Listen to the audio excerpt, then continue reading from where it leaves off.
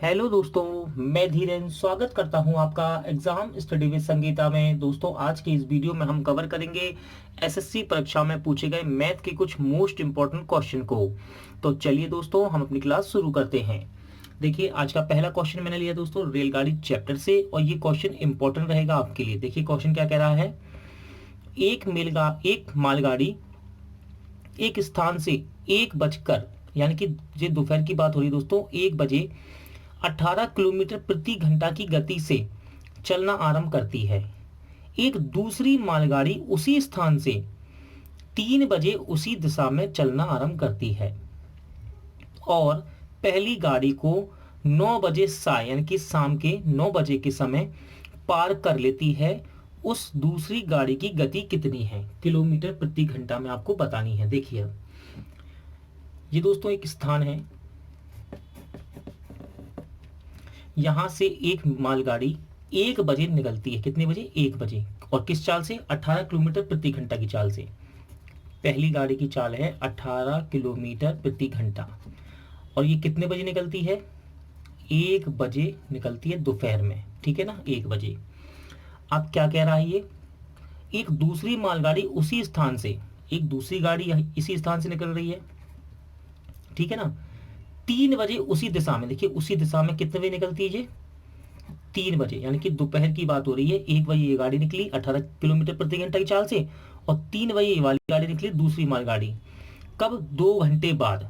2 घंटे बाद, तभी तो 3 बजेंगे। 3 बजे उसी दिशा में चलना आरंभ करती है। और क्या कहा? पहली गाड़ी को 9 बजे शायद पार कर लेती है, यानी कि जो पहली गाड़ी ये चल रही है, ये वाली दूसरी गाड़ी इसको 9 बजे, यहाँ पर 9 बजे के शाम के समय, कितने बजे? 9 बजे, 9 बजे से पार कर लेती है, यानी कि छू लेती है इसको, या इसको पार कर जाती है। तो दूसरी गाड़ी की गति बताइए। देखिए दोस्तों, यदि इसको आप डायग्राम के थ्रू समझेंगे तो ये क्वेश्चन आपको काफी इजी लगेगा। देखिए, ये इसको कब छू रही है दूसरी गाड़ी? 9 बजे, यानी कि पहली गाड़ी कितने बजे निकली? जरा सोचिए, 1 बजे निकली है और 9 बजे यहाँ पर पहुंच गई, यानी कि इसको कितना समय लगा दोस्तों? इस पॉइंट से लेकर यहाँ तक आने में 1 बजे निकली और शाम को 9 बजे पहुंची है। दोपहर में 1 बजे निकली, शाम को 9 बजे पहुंची, तो इसका अंतर कीजिए। यानी कि इस स्थान से लेके इस स्थान तक पहुंचने में पहली गाड़ी को 8 घंटे लगे हैं, और चाल कितनी है? 18 किलोमीटर प्रति घंटा। तो हम इसकी दूरी निकाल सकते हैं। देखिए, पहली गाड़ी द्वारा तय दूरी, दूरी बराबर क्या होता है? चाल गुणे समय। देखिए, चाल तो आपके पास है पहली गाड़ी की, कितनी है? 18 किलोमीटर प्रति घंटा। समय कितना ले रही है इस पॉइंट से लेके यहां तक आने में? 1 बजे निकली और 9 बजे यहां पहुंच गई, यानी कि 8 घंटे का गैप है इसके बीच में। 8 घंटे लगे उसे। कितने? 8 घंटे। गुणा करते हैं। देखिए, 18 अट्ठे 144, तो हमको पता चल गया दोस्तों, ये दूरी कितनी निकल कर आ गई? 144 किलोमीटर। अब बात क्या हो रही है? बात ये हो रही है कि ये दूसरी वाली जो ट्रेन है, जो सेकंड वाली ट्रेन है, ये इसे कब पार करेगी? आप ध्यान से देखिए, हम दूसरी वाली की चाल निकाल सकते हैं। देखिए, दूसरी की चाल बराबर है दूरी बटे समय। तो देखिए, ये गाड़ी यहां से कितने बजे निकली दोस्तों? 3 बजे, और यहां कब पहुंच गई है? ये कब पहुंची है? 9 बजे, यानी कि कितना समय लिया उसने? 6 घंटे का। देखिए, दूसरी गाड़ी 3 बजे निकली है, इसके 2 घंटे बाद, यानी कि 3 बजे निकली है और 9 बजे इसने इसको पार कर लिया, या फिर आप कह सकते हैं इसको टच करते हुए निकल गई। तो कितना समय लिया उसने? 3 बजे से 9 बजे पहुंची, मतलब 6 घंटे लगे। तो समय कितना लगा उसे? 6 घंटे। और दूरी कितनी है इस पहले वाले पॉइंट से अंत पॉइंट की, पहले से यहां तक की 144 दूरी है, तो दूरी रख देते हैं हम। चलिए इसको काट के देखते हैं। 6 दूनी 12, हाँ 2 बचेगा, 6 चौके 24। तो देखिए, दूसरी की चाल भी आ गई, 24 किलोमीटर प्रति घंटा। तो इसका राइट आंसर रहेगा दोस्तों ऑप्शन ए। यदि आपको यहाँ कुछ भी छोटी सी भी प्रॉब्लम है तो मैं सवाल को दोबारा से एक बार रिवीजन कर देता हूँ। देखिए, पहली गाड़ी 1 बजे निकल रही है 18 किलोमीटर प्रति घंटा की चाल से, इस पॉइंट से, और दूसरी गाड़ी 3 बजे निकल रही है। ठीक है दोस्तों, अब देखिए, दूसरी गाड़ी ने पहली वाली को 9 बजे पार कर लिया।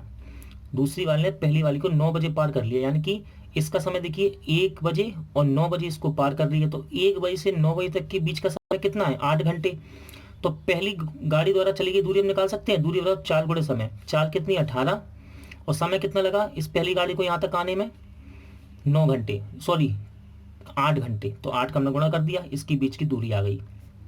फिर दूसरी वाली गाड़ी 3 बजे निकली और 6 बजे इसको टच कर रही है, यानी कि 6 घंटे के अंदर ये इसको छू रही है। तो दूसरी की चाल निकाल ली हमने, दूसरी की चाल किस निकालेंगे, चाल बराबर दूरी बटे समय। दूरी कितनी है 144, और समय कितना ले रही है, 6 घंटे का समय है। देखिए उसके पास 3 बजे निकली और 9 बजे इसने पहली वाली गाड़ी को छू लिया या पार कर लिया। तो समय हमने ले लिया 6, इसको काट के देखा तो कितना आया आंसर, 24 किलोमीटर प्रति घंटा। अगला क्वेश्चन देखते हैं। इंपॉर्टेंट क्वेश्चन रहेगा दोस्तों। इस प्रकार के क्वेश्चन जब एग्जाम में आते हैं तो थोड़ा हमको सोचना पड़ता है कि हम क्वेश्चन सही कर रहे हैं या गलत। लेकिन याद रखिएगा, यदि आप इस प्रकार के सवाल की प्रैक्टिस करके जाएंगे तो आपको वहां समय बचेगा आपका। देखिए क्वेश्चन क्या कह रहा है, यदि ₹150 से ₹300 तक की कीमत के बीच खरीदी गई पुस्तक ₹250 से ₹350 के बीच की कीमत पर बेची जाए तो अधिकतम संभावित लाभ क्या है जो 15 पुस्तक बेचने से मिलेगा। तो देखिए दोस्तों, यहां पर आपसे पूछा जा रहा है अधिकतम संभावित लाभ कैसे निकलेगा। देखिए जरा ध्यान से, यहां पहले हमको दिया है कॉस्ट प्राइस और यहां दिया है सेलिंग प्राइस। देखिए किताबों का कॉस्ट प्राइस भी दिया है खरीद, और सेलिंग प्राइस यानी कि बेचना, विक्रय मूल्य दिया है। तो देखिए इसका कॉस्ट प्राइस पहले हम देखते हैं, कॉस्ट प्राइस यानी कि क्रय मूल्य कितना है। तो देखिए कम से कम कह रहा है ना, 150 से 300 तक की कीमत पर खरीदी गई। तो कम से कम कितने में खरीदी, कम से कम में कितने खरीदेंगे, 150 रुपये खरीद सकते हैं हम। यदि हम खरीदें किसी किताब को तो कम से कम 150 में खरीदेंगे। और ज्यादा से ज्यादा कितनी खरीदेंगे, ज्यादा से ज्यादा कितने रुपए में, ज्यादा से ज्यादा कितने की खरीद सकते हैं, 300 की खरीद सकते हैं, 300 रुपये की। देखिए एक किताब है जिसे हम कम से कम 150 में खरीद सकते हैं और ज्यादा से ज्यादा 300 में खरीद सकते हैं। अब ये तो बात हो गई क्रय मूल्य की, अब बात करते हैं हम विक्रय मूल्य की यानी कि सेलिंग प्राइस की। क्या है, 250 से 350 के बीच में बेच सकते हैं, यानी कि कम से कम कितने की बेच सकता है वो, उसको 250 की बेच सकता है, 250 रुपए की। और ज्यादा से ज्यादा कितने की बेच सकता है, 350 रुपए की। ठीक है, अब यहां पर आपसे पूछा जा रहा है अधिकतम संभावित लाभ क्या होगा। तो देखिए अधिकतम संभावित लाभ कैसे निकलेगा, अधिकतम संभावित लाभ कैसे निकलेगा दोस्तों, ये निकलेगा आपका जब आप अधिकतम सेलिंग प्राइस में से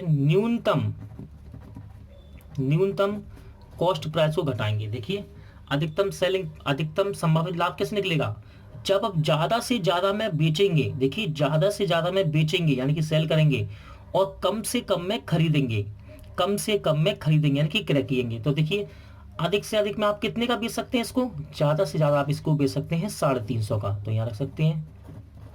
और कम से कम कितने का खरीद सकते हैं, तो देखिए कॉस्ट प्राइस कितने का खरीद सकते हैं आप, 150 का खरीद सकते हैं ना, कम से कम 160 का तो नहीं खरीदेंगे, 175 का नहीं खरीदेंगे, कम से कम आप खरीद सकते हैं 150 का। तो इसमें से हम कर देंगे -150 रुपये। तो अधिकतम संभावित लाभ कितना आ जाएगा दोस्तों, अधिकतम संभावित लाभ आ जाएगा आपका 200 रुपये।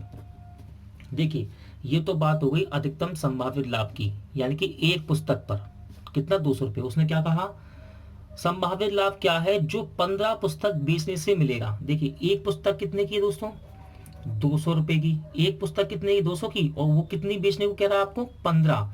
तो 15 का गुणा कर दीजिए, तो देखिए 15 दूनी 30 और 2 जीरो ये साथ में है इसके, यानी कि अधिकतम संभावित लाभ कितना होगा 15 किताब बेचने पर, 3000 रुपए का, यानी कि ऑप्शन डी आपका राइट आंसर रहेगा। अगला क्वेश्चन देखते हैं, इंपॉर्टेंट क्वेश्चन रहेगा दोस्तों, और इस क्वेश्चन को मैंने लिया है लाभांश से। क्वेश्चन एसएससी संयुक्त हायर सेकेंडरी परीक्षा में पूछा भी जा चुका है। देखिए क्वेश्चन क्या कह रहा है, एक जूता बेचने वाली कंपनी ने एक दिन में 1000 रुपए के 50 जोड़ी जूते बेचे और प्रत्येक जूते की कीमत 189.50 रुपए थी, तो कंपनी को कितना लाभ हुआ है। यानी कि यहां दोस्तों देखिए लाभ की बात कर रहा है, टोटल लाभ की बात कर रहा है, कंपनी को कुल कितना लाभ हुआ है।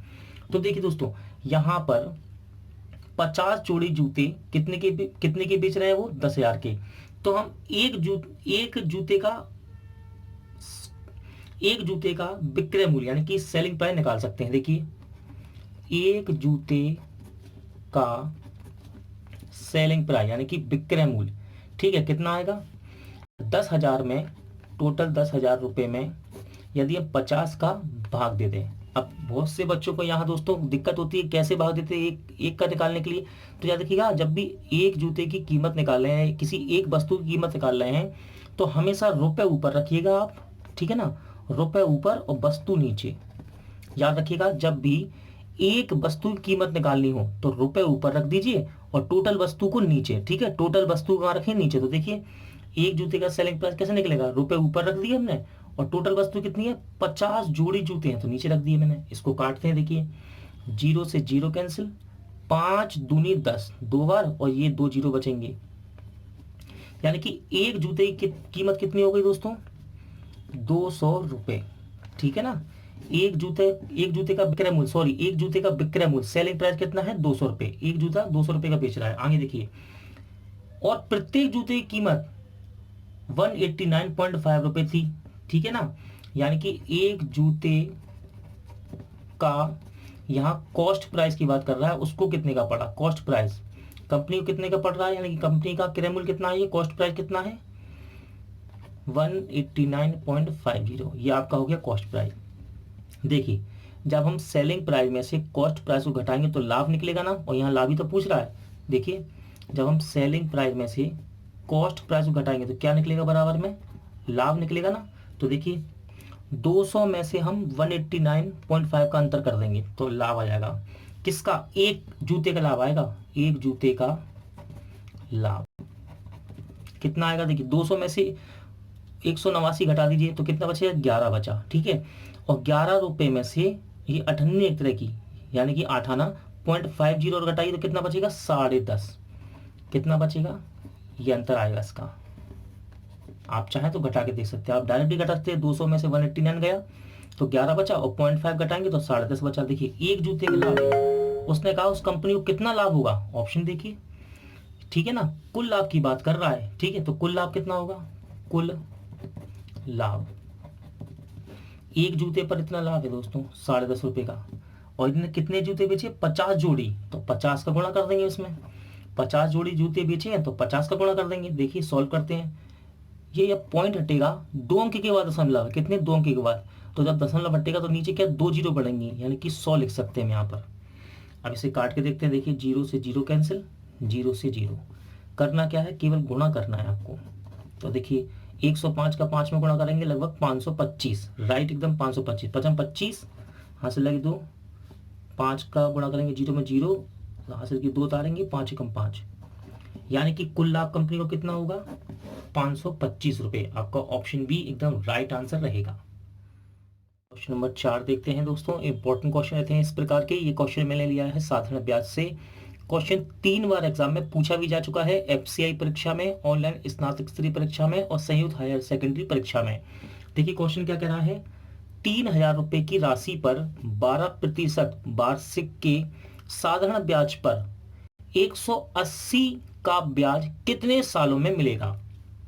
यानी कि दोस्तों देखिए यहाँ पर आपको मूलधन दे रखा है कितना 3,000, मूलधन कितना दे रखा है 3,000, कह रहा है ना 3,000 की राशि पर 12 की दर से, और दर कितनी दे रखी है 12% से साधारण ब्याज पर 180 रुपए का ब्याज, यानी कि एसआई सिंपल इंटरेस्ट आपको कितना देखा है 1,080 रुपए। ये 1,080 रुपए कितने दिनों में मिलेगा, यानी कि समय आपसे पूछा जा रहा है। देखिए 3,000 की राशि पर 12 की दर से 1,080 रुपए का साधारण ब्याज कितने वर्षों में मिलेगा। तो हम सिंपल सा फॉर्मूला लगाएंगे दोस्तों, साधारण ब्याज बराबर मूलधन गुणे दर गुणे समय बटे में 100, ठीक है ना। साधारण ब्याज बराबर मूलधन गुणे दर गुणे समय बटे 100। देखिए साधारण ब्याज कितना है 1,080 रख देते हैं हम, 1,080 बराबर पी कितना है, यानी कि मूलधन कितना है 3,000 रुपये, आर दर कितनी है 12% और समय आपको निकालना है, हम इसको ऐसे रख देंगे टी को, बटे में लिखेंगे 100। देखिए सॉल्व करते हैं, ये 0 से 0 हम काट सकते हैं, देखिए 0 से 1 0 कटेगा, 1 0 से 1 0, यहाँ भी हम काट सकते हैं, देखिए इसे सॉल्व कर सकते हैं, 1 0 से ये 0 कट गया। अब देखिए यहाँ देखिए 12 नम्मा 108 होता है दोस्तों, 12 नम्मा 108। कितना बचा आपके पास, 3 × t बराबर में 9 है। तो हाँ देखिए कितना बचा, 3 × t बराबर में 9, 3 × t बराबर में क्या बचा, 9। देखिए 3 से 9 को काट लेंगे हम, 3 तक का 9, तो समय बराबर कितना आएगा, 3 साल। यानी कि इसका राइट आंसर रहेगा ऑप्शन बी।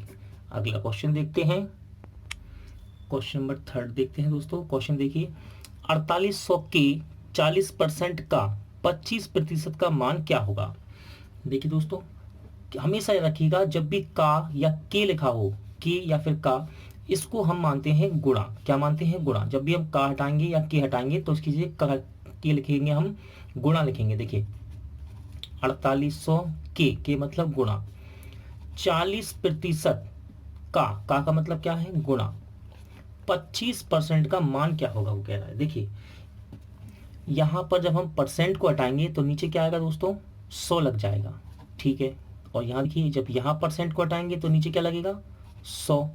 सोल्व करते हैं इसे। देखिए 1 0 से 1 0 कैंसिल, 1 0 से 1 0 कैंसिल। और काट सकते हैं क्या, हाँ देखिए आसान तरीका क्या है, 25 से हम 100 को काट लें। देखिए 25 चौके 100। अब 4 के पाड़े से 40 को काट सकते हैं, हाँ काट सकते हैं। देखिए 10 बार। क्या बच रहा आपके पास, 48 गुणे में 10। तो इसका राइट आंसर कितना हो जाएगा दोस्तों, 480। यानी कि इसका सही आंसर है ऑप्शन सी। अगला क्वेश्चन देखते हैं। नेक्स्ट क्वेश्चन है दोस्तों, किसी संख्या का 16% 480 के 20% के बराबर है। वो पूछ रहा है आपसे, यहाँ मिस्टेक है दोस्तों, यहाँ लिखा होना चाहिए किस संख्या का, क्या फिर क्या लिखेंगे, किस संख्या का 16% 480 के 20% के बराबर है। तो देखिए वो कह रहा है किस संख्या का, तो मैंने कह दिया x का।